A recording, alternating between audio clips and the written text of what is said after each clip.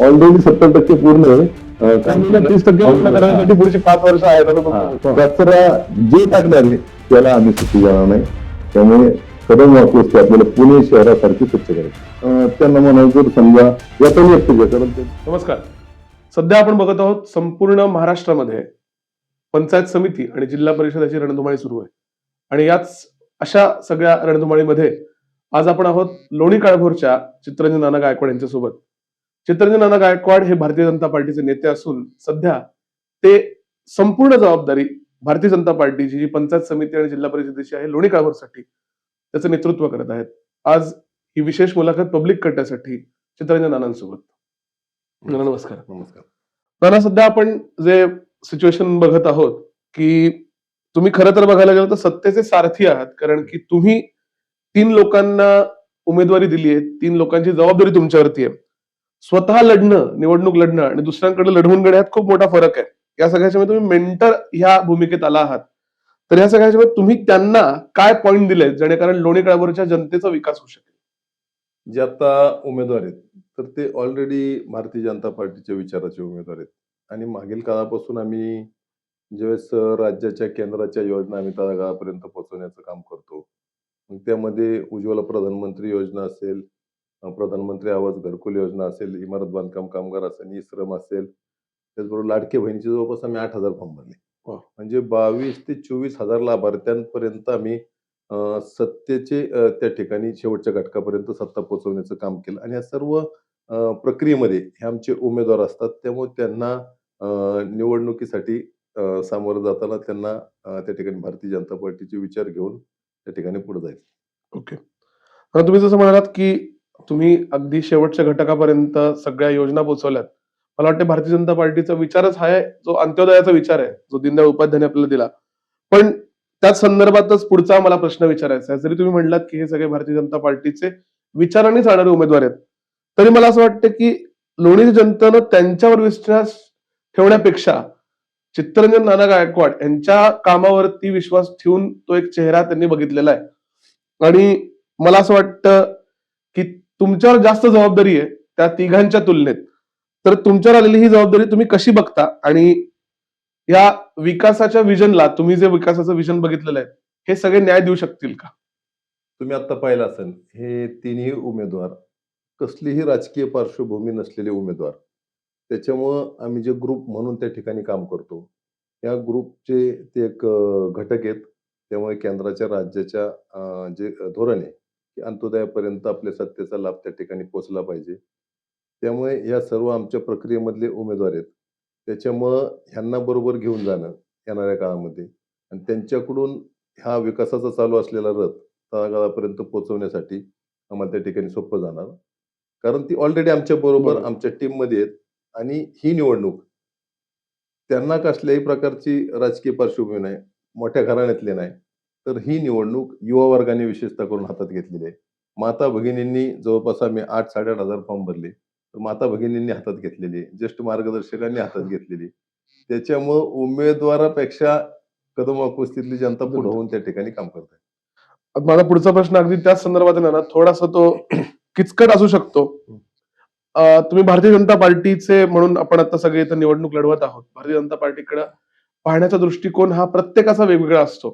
पण स्थानिक राजकारणामध्ये बऱ्याच वेळेला पक्षापेक्षा गट महत्त्वाचा ठरतो. आता भारतीय जनता पार्टीची शिस्त तुम्हाला माहितीच आहे. तर ह्या सगळ्यांना तुम्ही शिस्तीत कसं बसवणार आहात? दुसरी गोष्ट, मतदारांनी व्यक्ती बघून मतदान करावं का नानांचे उमेदवार म्हणून? तुम्हाला सांगतो की तुम्ही आता पहिल्यांदा सांगितलं की गट महत्वाचा आहे. आज आमचा कदम उपस्थितीतला गट जर तुम्ही पाहिलं तर 24/7 आणि 24 तास आणि 365 दिवस त्या ठिकाणी काम करत असतो. आणि या सर्व उमेदवारांना बरोबर घेऊन आम्ही त्या ठिकाणी ते काम करणार आहोत. आणि एक गट म्हणून नागरिकांचे आमच्याकडं कल तर आहेच. आणि येणाऱ्या काळामध्ये सुद्धा आम्ही एक गट म्हणून, उमेदवार म्हणून त्या ठिकाणी भारतीय जनता पार्टीचा विचार तळागाळापर्यंत पोहोचवण्यासाठी उमेदवारांच्या माध्यमातून, आमच्या ज्येष्ठ मार्गदर्शकांच्या माध्यमातून आणि विशेष करून आमच्या युवा सहकार्यांच्या माध्यमातून आम्ही ते काम करणार. त्याच ह्याच्यामधला दुसरा प्रश्न होता नाना, मुद्दा मी परत विचारतोय. मतदारांनी व्यक्ती बघून मतदान करावं की नानांचे उमेदवार म्हणून? उमेदवार पाहून, व्यक्ती पाहून आणि एक गट पाहून. कारण व्यक्ती जरी असला, तरी तो कोणत्यातरी गटात काम करत असतो. आत्ताचे उमेदवार पाहिले, तर आमच्या गटामध्ये ते कायमस्वरूपी सक्रिय असतात. त्यामुळे व्यक्ती, गट या सर्वांचा विचार करून मतदारांनी मतदान करावं. ओके. आता हे सगळं जरी असलं तरी आता सरतेशेवटी आपल्याला जबाबदारी आणि मुळातच पुढचं काय धोरण असलं पाहिजे या आपल्या सगळ्या व्यक्तींचं ह्याच्यावर आपण थोडासा प्रकाश टाकणं गरजेचं आहे. आणि असं असतं की बऱ्याच वेळेला जो पॅनल प्रमुख असतो किंवा जो नेतृत्व करत असतो, उदाहरणार्थ आता तुम्ही आहात. बऱ्याच वेळेला असं असतं की रिमोट कंट्रोल जो असतो बहुतांश वेळेला हा त्या पॅनल प्रमुखाकडे असतो. तर मला असा प्रश्न विचारायचा की उमेदवार समजा निवडून आले, तर ते कारभार चालवणार की चित्तरंजन नाना? आणि त्याच्या पुढचा लगत असलेला प्रश्न, उद्या विकास कामात समजा जर अडचणी आल्या, तर जनतेनं जाब विचारायला तुमच्याकडे यायचं की त्या उमेदवारांकडे जायचं? तर तुम्हाला आता एक सांगतो, की निवडणुकीला सामोरे जात असताना, तर उमेदवार म्हणून त्या ठिकाणी तेच काम करणार आहेत. परंतु त्यांना मार्गदर्शकाच्या भूमिकेमध्ये आमचे सर्व मार्गदर्शक त्या ठिकाणी असणार. कारण गेली 8 वर्ष झालं आम्ही या कदम कुस्तीमध्ये त्या ठिकाणी विकासाची गंगा. या 8 वर्षाच्या कार्यकालामध्ये ₹250 कोटी रुपयाची विकास गंगा आपण या कदम कुस्ती गावामध्ये आणली. हा विकासाचा रथ पुढे नेण्यासाठी आम्ही सातत्याने मार्गदर्शकाच्या भूमिकेमध्ये उमेदवारांना मार्गदर्शन करणार आणि निवडून आल्यानंतर ते आमच्या सर्वांच्या सहकार्याने, मार्गदर्शकाने या विकासाचा रथ पुढे नेणार आणि येणाऱ्या काळामध्ये मतदारांना आम्ही संधीच देणार नाही. कारण जी 8-10 वर्षामध्ये कंप्लीट करायची संधीच आम्ही मतदारांना देणार नाही. बरं. त्याच्यामुळे ते प्रश्नच येणार नाही, की मतदारांच्या अपेक्षेपेक्षा आम्ही अधिक उजवं काम करून दाखवू. तर आता तुम्ही म्हणलात की आपण म्हणजे सगळे मतदारांच्या अपेक्षापेक्षा आपण उजवं काम करून दाखवू. सगळ्यात महत्वाचा विषय हा सध्याच्या घटकामध्ये बघायला गेलं म्हणजे मागच्या काही वर्षांमध्ये जे सगळं राजकारणाचं एक स्वरूप बदललंय, त्याच्यामध्ये महिला हा सगळ्यात महत्वाचा घटक आहे. आणि पॅनलमध्ये महिला उमेदवार आहेत, रादर 2 महिला उमेदवार आहेत आता आपल्याकडे असलेल्या. तर त्या केवळ नावापुरतं राहणार नाहीत ह्याची खात्री तुम्ही घ्याल का? आणि दुसरी गोष्ट, त्यांचं स्वतंत्र अस्तित्व आणि निर्णय क्षमता सिद्ध करण्यासाठी तुम्ही त्यांना कसं बळ देणार? कारण की मला एक 100% माहिती आहे, आजच आपण बघायला गेलं तर देशाचं आज बजेट मांडलं गेलं एका महिलेने मांडलं आणि महिला किती सक्षम असते याचं उत्तम उदाहरण ते आहे. तर त्या स्वरूपात तुम्ही तुमच्या पॅनलमध्ये असलेल्या महिलांना कसं बळ देणार आहात जेणेकरून पुढच्या 5 वर्षांमध्ये त्यांचं विकास गंगाचं काम चालू राहील? भारतीय जनता पार्टी हा पक्षच एक संघटनेच्या माध्यमातून जातो आणि त्या ठिकाणी पक्षामध्ये काम करणाऱ्या महिलेला आपण पाहिलं असेल की ती प्रत्येक महिला जी ज्या पदावरती काम करते ती सक्षमपणे त्या ठिकाणी काम करते. माझ्या पत्नीबद्दलच सांगितलं तर 2017 पासून 22 पर्यंत तिने 125 कोटी रुपयाची विकास गंगा या गावामध्ये आणली आणि त्याच्या अगोदर 12 ते 17 राष्ट्रवादी काँग्रेसचे माजी अध्यक्ष तालुक्याचे होते. बरोबर. एक जेंट्स सरपंच असून त्यांनी 8 कोटी रुपये आणले. म्हणजे 15 पट विकास गंगा एका महिला सरपंचाने आणली आणि एकदम फ्री हँड होता तिला काम करायला. असाच फ्री हँड ह्या महिला उमेदवारांना सुद्धा असणार आणि त्या ग्रुप म्हणून त्या ठिकाणी ग्रुपचा विचार करून आपला ग्रुप, आपला पक्ष येणाऱ्या काळामध्ये अधिक जोमाने या भागामध्ये वाढला पाहिजे. त्यामुळे त्या सक्षमपणे काम करणार आणि त्यांना फ्री हँड असणार. तर आता तुम्ही म्हणलात फ्री हँड तर आपण देणार आहोत, पण आता त्याचसोबत समान विकास होणं सगळ्यांचा, सगळ्या स्तरातल्या घटकांचं महत्वाचं आहे. जिल्हा परिषद आणि पंचायत समिती अशा जागा आहेत जिथं या सगळ्या ग्रामीण भागाचा हा कणा असतो. या 2 ज्या संस्था आहेत त्या तिन्ही सगळ्या जे आपण वॉर्ड म्हणतोय त्या विकासाचा समतोल राखण्यासाठी तुम्ही काही एक नियोजनबद्ध काही एक अहवाल किंवा नियोजनबद्ध काही असं पॉईंट ठरवलेत का की लोणी काळभोरच्या जनतेनं बाबा हे पॉईंट बघूनच 100% आपल्या पॅनलला मतदान करावं म्हणून? तुम्ही मागील काळात बघितलं असेल की 4-5 गावं एका जिल्हा परिषद गटात म्हणजे ज्या त्या म्हणजे भागातलं मतदारसंख्या बघून काही ठिकाणी 3 गाव असतात, काही ठिकाणी 10 गाव असतात. परंतु निवडून आल्यानंतर ठराविक गावामध्येच फंड टाकला जातो. परंतु आम्ही तसं न करता आम्ही 3ही गावामध्ये त्या ठिकाणी गावाच्या लोकसंख्येला त्या ठिकाणी आम्ही पाहून समान फंड टाकण्याचं काम करणार आणि समाजातल्या प्रत्येक घटकाला शेवटच्या घटकापासून म्हणजे टॉपच्या घटकापर्यंत आम्ही प्रत्येकासाठी आमच्याकडे उपाययोजना तयार आहे. परफेक्ट. काही अशा म्हणजे मला असं मुद्दामूनच ह्याच्यामध्ये विचारायचं आहे ना की बऱ्याच वेळेला असं असतं म्हणजे भले आपण भारतीय जनता पार्टीचं काम करत असू नाही तर कुठल्याही पक्षाचं काम करत असू, त्यावेळेला निवडणुकीच्या सगळ्या त्या धामधुमीमध्ये आश्वासनं अनेक दिली जातात. आपण बोलतो की आम्ही असं करू तसं करू, पण वास्तविक तसं बघायला लागलं तर अडचणी खूप येतात, निधी येणं अवघड असतं. या सगळ्या याच्यामध्ये आश्वासनांचं रूपांतर ऍक्च्युअल कामांमध्ये करण्यासाठी तुम्ही नेमकं कोणकोणत्या गोष्टींचा प्रयत्न करणार आहात? तर आता तुम्हाला सांगतो की आपल्या गावामध्ये 1975 साली डेव्हलप प्लॅन झाला होता, की पुणे जिल्ह्यामध्ये 2-3 ग्रामपंचायतीचा झाला होता, की तो 20-20 वर्षांनी रिवाईज होणं गरजेचं होतं.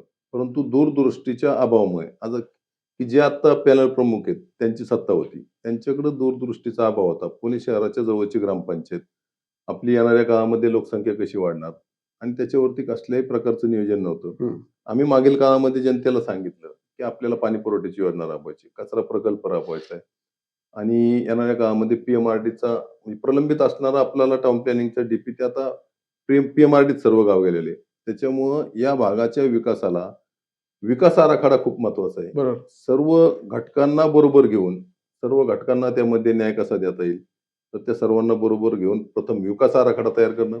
विकास आराखडा तयार झाल्यानंतर की तिन्ही गावामध्ये एक मदत कक्ष उभारून त्या ठिकाणी पीएमआरडीच्या अधिकाऱ्यांना बोलून बाधित शेतकऱ्यांचा मेळावा घेऊन त्यांना मोबदला कशा पद्धतीने देता येईल त्यांना व्यवस्थित सांगून सर्व रस्ते जे काही आरक्षण पडतील ते आपण ताब्यामध्ये घेऊन विकास त्या पद्धतीने आपण करणार. पाणी पुरवठ्याची योजना करणार, कचरा प्रकल्प सुद्धा आपण करणार, 100% करणार.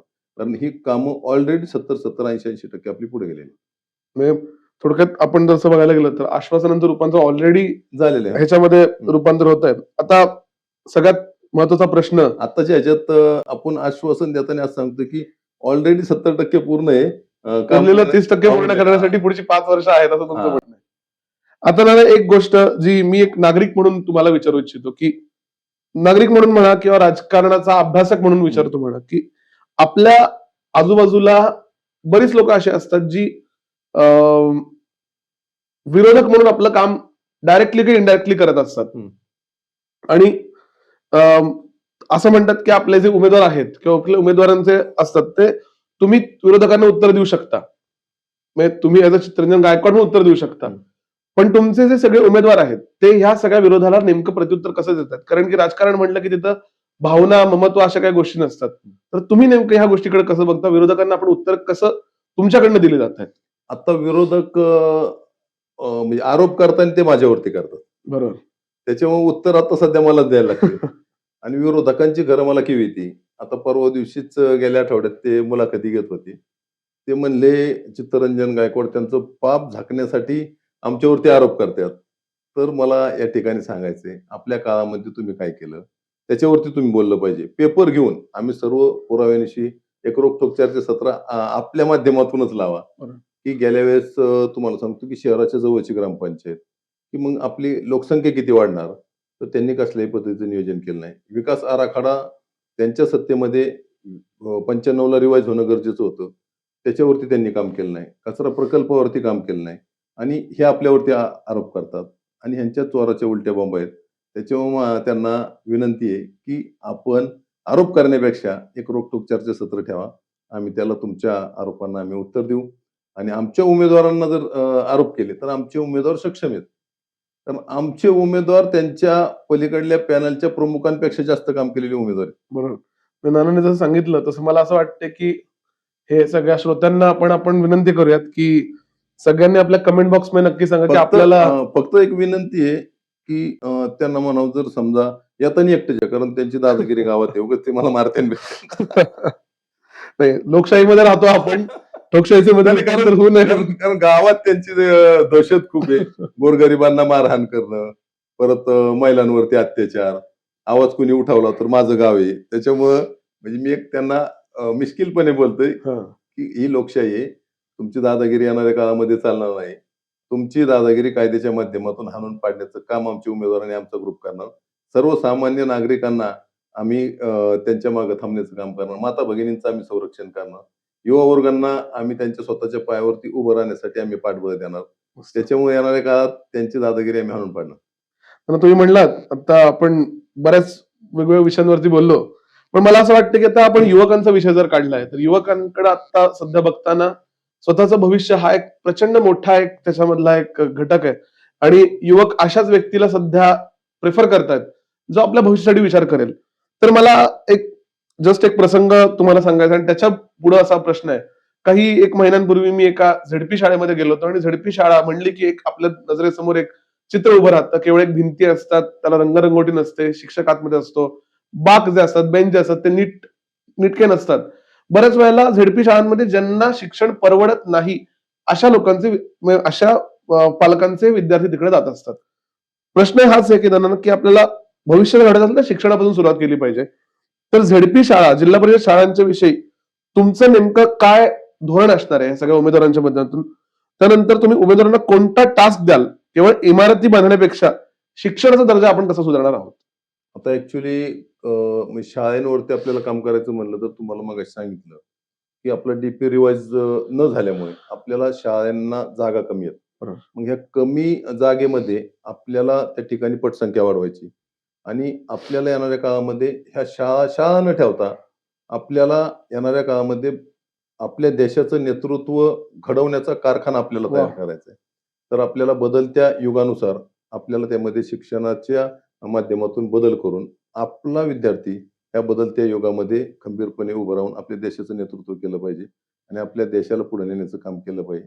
आता नवीनच एआयच्या सिस्टीमच्या माध्यमातून ते सुद्धा आपण आपल्या गरीबातल्या गरीब विद्यार्थ्यांना, पालकांना आपण त्या ठिकाणी पालकांनी भ्यायचं कारण नाही. आपण विद्यार्थ्यांना त्यांच्या पायावरती घडवण्यासाठी आपण ते सर्व त्यांना शिक्षण देऊ.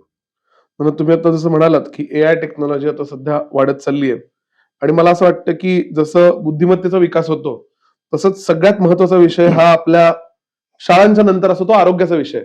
आणि कुठल्याही गावचा आणि तसं बघायला तर लोणी काळभोरचा सगळ्यात गहन विषय जो आहे तो स्वच्छतेबद्दल येणार आणि आपली जी आजूबाजूच्या सांडपाणी असेल, गटार असेल, या सगळ्या विषयावरती. आणि बरेचसे आपले जे ग्रामस्थ आहेत या विषयावरनं कंटाळलेले आहेत. तर अशा कोणत्या, म्हणजे मला असं म्हणायचं की हे तर मी हा एक नागरिक, ह्या लोणी काळभोरचा नागरिक म्हणून प्रश्न विचारतो की पुढच्या 6 महिन्यामध्ये हा प्रश्न तुमचे जे उमेदवार आहेत ते सोडवू शकतील का? आणि यासाठी तुम्ही नेमकं काय काम करणार आहात?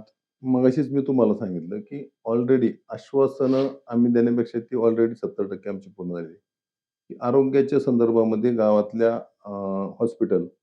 हॉस्पिटल आपल्याला डीपी डेव्हलप न झाल्यामुळे आपल्याला जागा कमी. नाईलाजास्तव आपल्या गोरगरीब नागरिकांना विरोधकांच्या नाकर्तेपणामुळे डीपी रिवाइज नाही झाला आणि त्याच्यामुळे आपल्या गोरगरीब नागरिकांना लोणी काळभोरमध्ये जावं लागतं. दुसरा प्रश्न राहिला आपला स्वच्छतेचा. स्वच्छतेवरती आपलं ऑलरेडी काम चालू आहे. 50 महिला स्वच्छ संघटनेच्या माध्यमातून डोर टू डोर कचरा कलेक्शन करतात. कचरा कलेक्शन केलेलं आपण नाईलाजास्तव तुम्हाला सांगतो की नदीच्या कडेला टाकावा लागतो. 2017 साली या गावामध्ये सत्ता परिवर्तन झाल्यापासून आपण शासनाकडे आपण कचरा प्रकल्प उभारण्यासाठी आपण पाठपुरावा करतोय. परंतु आता पीएमआरडीच्या माध्यमातून होणाऱ्या डीपीमध्ये आपला तो प्रश्न मार्गी लागेल. परंतु याच्या पलीकडे जाऊन आम्ही शासनावरती अवलंबून न राहता आम्ही कचरा प्रकल्पाला जागा भाड्याने घेण्याचा वा. प्रस्ताव आमचा अंतिम टप्प्यात आहे. आणि 1-2 कंपन्यांशी सुद्धा बोलणं झालेलं आहे. पंकजाताईंशी बोलणं झालेलं आहे की कचरा प्रकल्पाला ते पैसे देऊन आपलं ते प्रोसिजर चालू आहे. ते सुद्धा आपलं कचरा प्रकल्प मार्गी लागेल. त्याच्यामुळे नागरिकांनी निश्चिंत राहावं. स्वच्छतेच्या बाबतीत डोर टू डोर कचरा कलेक्शन आपलं चालू आहे. त्याचबरोबर गावातले सगळे ओपन पेस, सर्व सरकारी रस्ते, मंदिरं हे क्लीन करण्यासाठी आपण 6 स्वच्छ कर्मचारी ठेवलेले आहेत. तर ते साफसफाई महिन्यातून 2दा ते सर्व क्लीन करून घेतात. आणि आज आपण कदम वाकवस्तीमध्ये फिरा तर स्वच्छतेच्या बाबतीत कदम वाकवस्ती प्रगती करते. अजून निवडणूक झाल्यानंतर ज्या ठिकाणी कचरा पडतोय त्या ठिकाणी स्टिंग ऑपरेशन करून वा. कचरा जो टाकणार आहे त्याला आम्ही सुट्टी देणार नाही. त्यामुळे कदम वाकवस्ती आपल्याला पुणे शहरासारखी स्वच्छ करायची. म्हणजे थोडक्यात मी जसं म्हणलो एक नागरिक म्हणून या गोष्टीला म्हणतो 6 महिन्यामध्ये लोणी अजून आपल्याला स्वच्छ दिसायला चालू नक्कीच होईल. आणि आपलं 70% काम पुढे गेलेलं आहे. आता फक्त स्टिंग ऑपरेशन झालं की उरला सुरला कचरा पण कोण टाकणार नाही. जसं आपण आता तुम्ही तुमच्या माध्यमातून गोष्टी सांगितल्या की तुम्ही उमेदवारांकडे ह्या गोष्टी करून घ्याल. मला असं वाटतं की एक जबाबदार नेतृत्व म्हणून तुम्ही एक संदेश नागरिकांना पण दिला पाहिजे की स्वच्छतेबद्दल केवळ हा नेतृत्वाचा विषय नसतो. सिव्हिक सेन्स आपण ज्या गोष्टी कायम ऐकत असतो Instagram वरती, Facebook वरती, तर तुम्ही नागरिकांना काय संदेश द्याल की आमच्याकडनं हे प्रयत्न होतात, तुमच्याकडनं हे प्रयत्न झाले पाहिजेत म्हणून? नागरिकांना मी आपल्या माध्यमातून संदेश देऊ इच्छितो. कारण की प्रत्येकाने हे कुटुंब म्हणजे आपलं गाव हे आपलं एक कुटुंब आहे. या दृष्टिकोनातून गावाकडे पाहिलं पाहिजे. कुठेही कचरा न टाकता आपण आपला परिसर स्वच्छ ठेवला पाहिजे. आपल्या घराच्या पुढचा रस्ता क्लीन ठेवला पाहिजे. आणि ज्या नागरिकांच्या जागा आहेत की अजून त्यांनी घरं बांधलेली नाहीत, त्या त्यांनी स्वच्छ ठेवण्याचं काम केलं पाहिजे. ग्रामपंचायत म्हणून आम्ही सर्व त्या त्या ठिकाणी स्वच्छता करतोय. आणि प्रत्येक वेळेस आपण नागरिकांना अपेक्षित असणारं काम नागरिकांच्या समस्या येण्याच्या अगोदर आपण त्या ठिकाणी चालू करतो. आता पुढच्या आठवड्यातच ग्रामपंचायतीच्या माध्यमातून पावसाळ्यामध्ये वाढलेलं गवत त्या ठिकाणी म्हणजे कमी करण्यासाठी आपण तणनाशक सुद्धा चालू करतो. वा.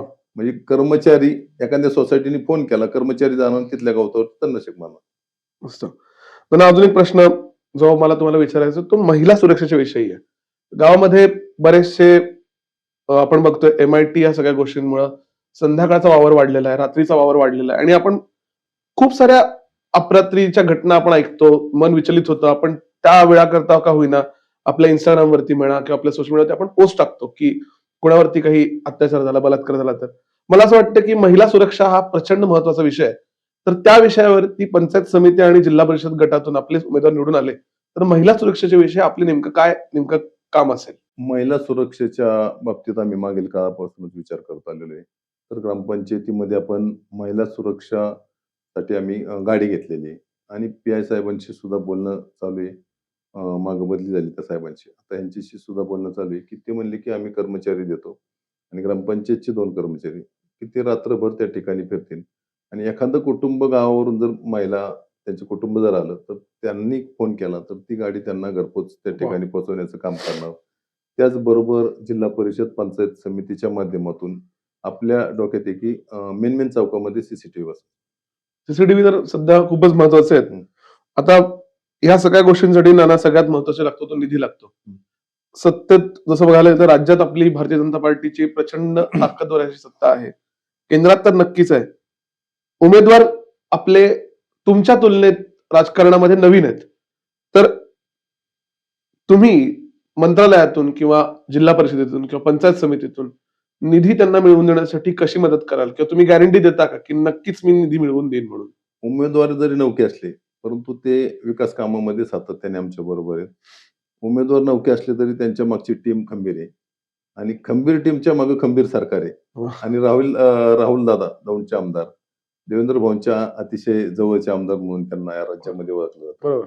त्याच्यामुळं दादांनी सांगितलंय, की तुमच्या विकास कामाला कसल्याही प्रकारचा निधी कमी पडून देणार नाही आणि ग्रामपंचायत सुद्धा सक्षम करण्याचं काम आम्ही केलेलं आहे. 2017 साली या गावामध्ये सत्ता परिवर्तन झाल्यानंतर 2,23,00,000 रुपये उत्पन्न होतं. ते उत्पन्न आपण 6 महिन्यामध्ये 5.5-6 कोटी रुपये उत्पन्न केलं.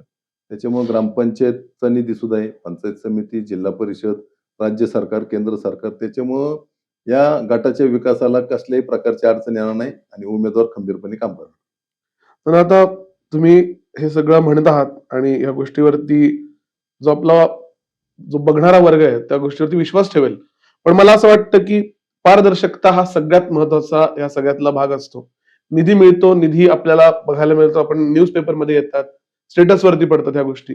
पण ह्याची पारदर्शकता आपण नेमकी कशी बाळगणार आहोत की बाबा हा माझ्या हक्काचे हे सगळे पैसे आहेत आणि नानांनी हा जो शब्द दिला होता मुलाखतीमध्ये तो विजन पासून रियालिटी पर्यंत त्यांनी आणण्यासाठी हा निधी मला वापरू दिला.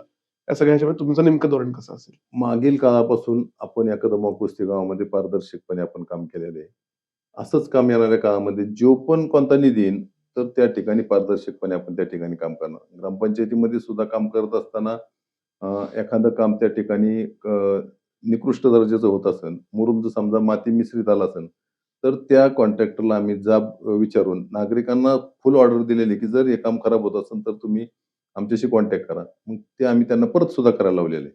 त्याच्यामुळं नागरिकांनी आपल्यावरती टाकलेला विश्वास, येणारा निधी, हा निधी सर्वसामान्य नागरिकांसाठी. त्याच्यामुळं तो पारदर्शकपणे आपण त्या ठिकाणी काम करून घ्या. तर पारदर्शकता विषय निघाला. एक महत्वाचा विषय असतो, आपण भविष्याविषयी बोललो. एक असतो तो रोजगाराचा विषय. म्हणजे आपण झेडपी शाळांच्या विषयी बोलतो तर ते शाळकरी विद्यार्थी असतात. रोजगार हा सगळ्यात महत्वाचा आणि सगळ्यात इम्पॉर्टंट विषय आता जर बघायला गेला तर तो आहे. तुमच्या नेतृत्वाखाली जी नवीन टीम आता लोणीमध्ये काम करते ती तरुणांसाठी नेमकं काय करेल? तरुणांना केवळ आपल्याला कार्यकर्ते म्हणून ठेवायचं नाहीये, त्यांना हातामध्ये त्यांना बळ दिलं गेलं पाहिजे, हा एक आपला उद्देश असला पाहिजे आणि केवळ फक्त तेवढंच नाही तर त्यांना उद्योजक बनवलं पाहिजे अशा मताचा मी तरी वैयक्तिक आहे. या संदर्भात तुमची काही ब्लूप्रिंट आहे का की तुम्ही काही त्याच्याविषयी करणार आहात का? तर आता राज्याच्या, केंद्राच्या अनेक योजना आहेत. की उद्योजकांना पाठबळ देणं.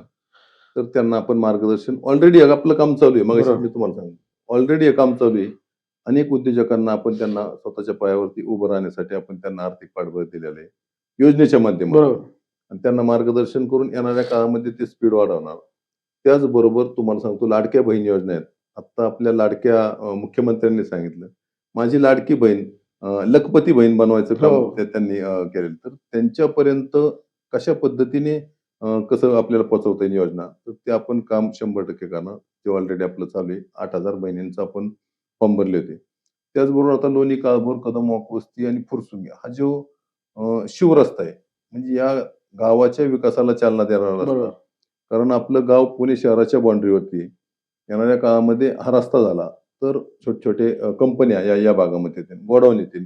शेतकऱ्यांना चांगल्या पद्धतीचं भाडं मिळेल आणि रोजगार आपल्या भागामध्ये मोठं. उपलब्ध होईल बरोबर. चांगल्या पद्धतीने.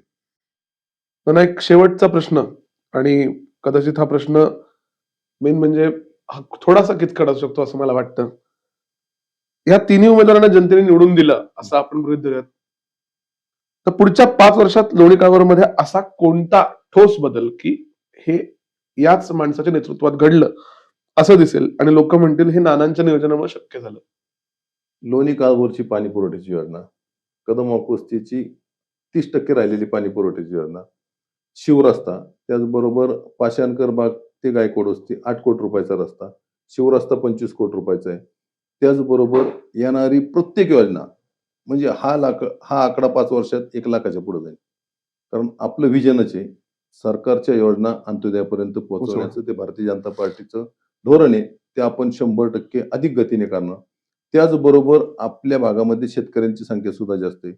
शेतकऱ्यांना सुद्धा आपल्याला उद्योजक बनवायचे. तर तुम्ही म्हणताल की ते कशा पद्धतीने?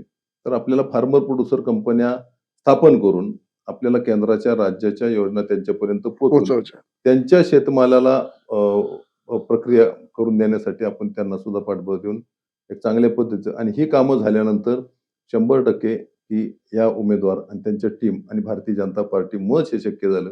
हा ठसा या गटामध्ये पडलं. उमटेल आणि पुणे जिल्ह्यामध्ये एक आगळा वेगळा विकासाचा गट म्हणून हा गट उदयास येईल. नाना अजून एक सगळ्यात महत्वाचा प्रश्न आणि जो प्रत्येक राजकीय अभ्यासकाला आवडणारा विचारणारा प्रश्न आहे हा की विरोधक जे असतात, विरोधक जे आहेत आपल्या गावातले, ते तुमच्यावरती विकास कामं जी काही तुम्ही केलीत किंवा तुम्ही जे म्हणताय त्या गोष्टींच्या माध्यमातून तुम्ही भ्रष्टाचार केला असे आरोप ते टाकतायत.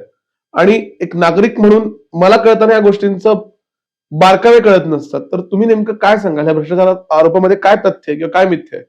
विरोधकांकडे आता कोणताही मुद्दा राहिलेला नाही. त्याच्यामुळं फक्त मोघम बोलायचं, आरोप करायचे, खोटं बोल आणि रेटून बोल. माझं एक त्यांना विनंती आहे, की जर तुमच्याकडे खरंच प्रूफ असतील, तर तुम्ही ते प्रूफ समोर-समोर घेऊन या. आपल्या माध्यमातूनच आपण एक रोखठोक चर्चासत्र लावू. चित्तरंजन गायकवाडचा मित्रपरिवाराचा म्हणजे माझा वैयक्तिक प्रवास तुम्हाला सांगतो राजकीय.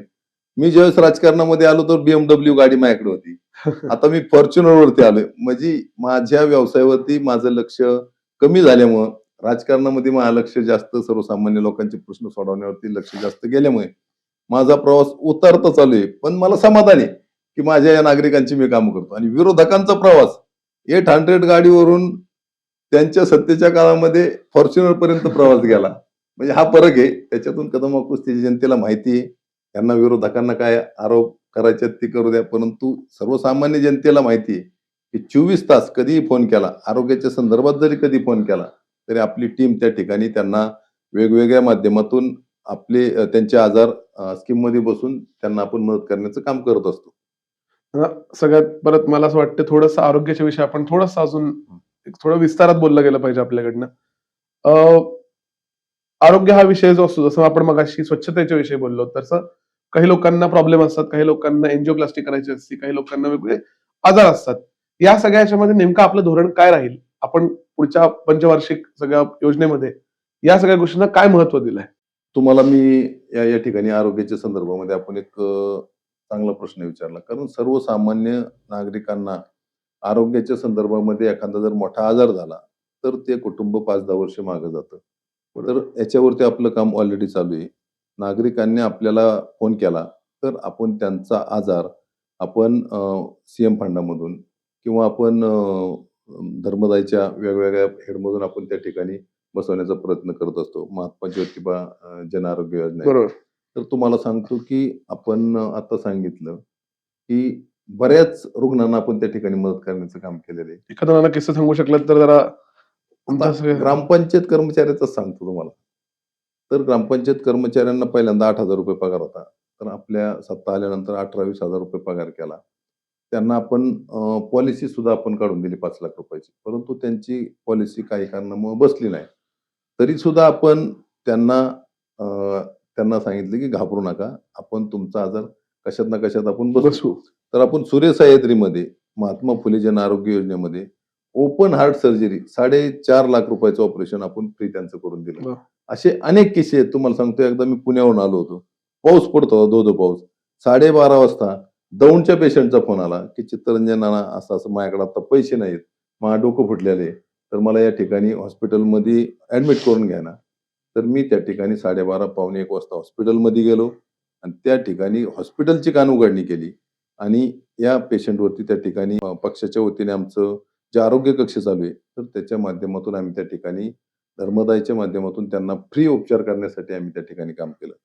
तुम्हाला तुमच्या माध्यमातून मी सांगू इच्छितो, की आता विरोधी पार्टीतले उमेदवार त्यांचे नेते आपल्या या भागात असणारे हॉस्पिटल, ह्या हॉस्पिटलमध्ये जाऊन सर्वसामान्य नागरिकांसाठी तुम्ही नागरिकांनी कधी पाहिलंय का, की हा तुमच्या हक्कासाठी येऊन त्या ठिकाणी भांडणं करतोय?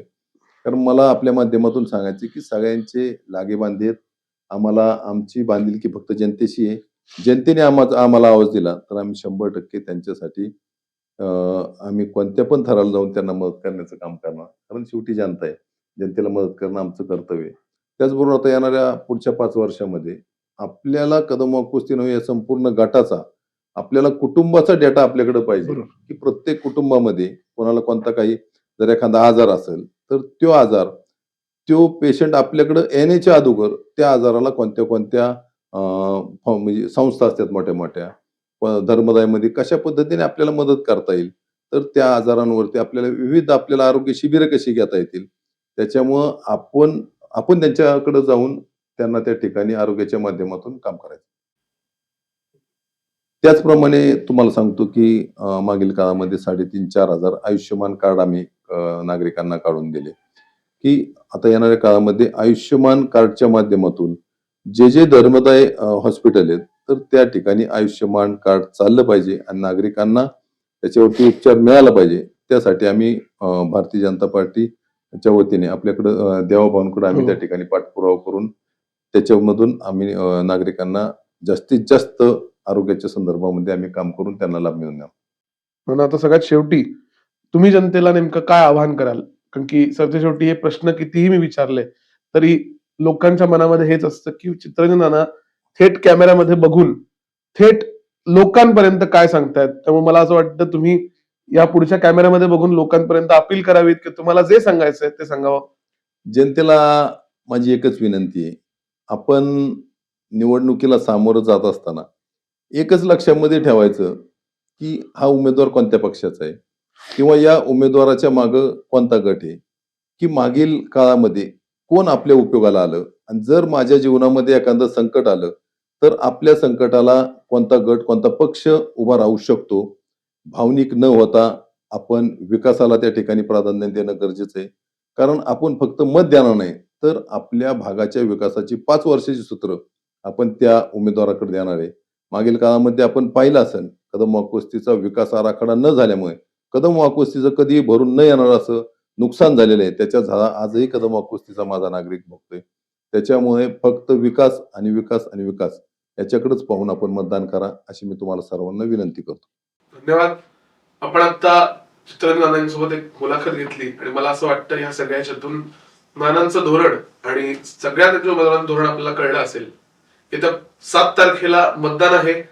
लोकशाहीचा हक्क बजावण्यासाठी आपण सगळ्यांनी, प्रत्येकाने, मी इथे केवळ एक व्यक्ती म्हणून नाही, त्या गावाचा नागरिक म्हणून सांगतो, आपल्याला जे योग्य उमेदवार वाटतात त्यांना नक्की निवडून आणा आणि नंतर आपण नानाने जर सांगितलं तर त्यांचे जर तुम्हाला प्रश्न योग्य वाटेल तर तुम्ही त्यांना करा. तुमच्या विरोधकांचे प्रश्न तुम्हाला योग्य वाटेल तर त्यांना करा. मी कुठल्याही प्रकारे कोणाची पक्षाची बाजू घेऊ शकत नाही. त्यामुळे धन्यवाद. आपण या मुलाखतीमध्ये काय काय मुद्दे वाटले हे कमेंट बॉक्समध्ये नक्की सांगा आणि पब्लिक कटर नक्की सबस्क्राईब करा.